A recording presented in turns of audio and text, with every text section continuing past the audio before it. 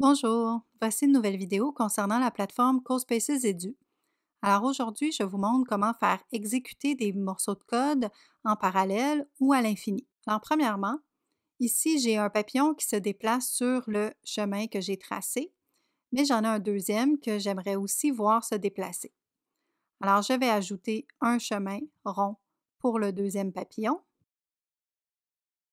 et programmer que le deuxième papillon se déplace sur ce chemin. Donc, j'ajoute dans Transformation un bloc de code déplacé sur le chemin.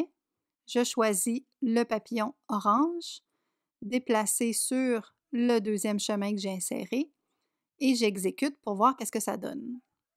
Donc, le papillon rouge se déplace et le papillon orange se déplace en deuxième.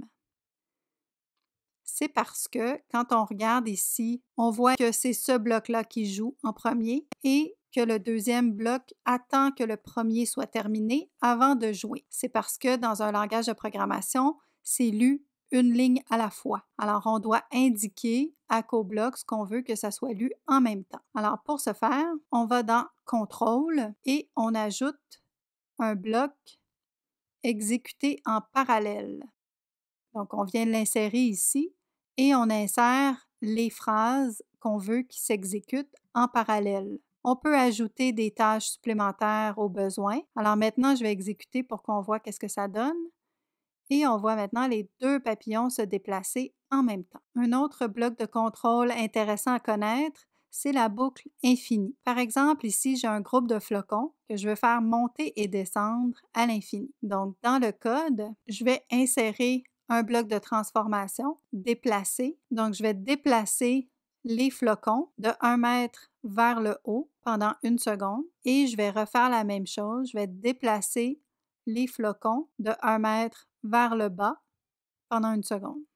Quand on exécute, on voit qu'ils montent, qu'ils descendent et ça s'arrête. Au lieu de reprogrammer plusieurs fois, de réécrire plusieurs fois les mêmes lignes de code, on peut utiliser dans Contrôle ici la boucle infinie.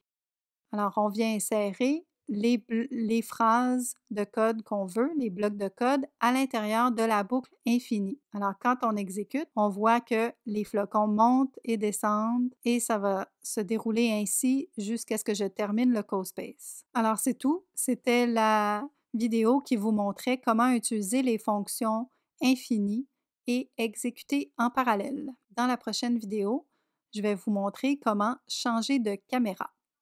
Alors, à plus!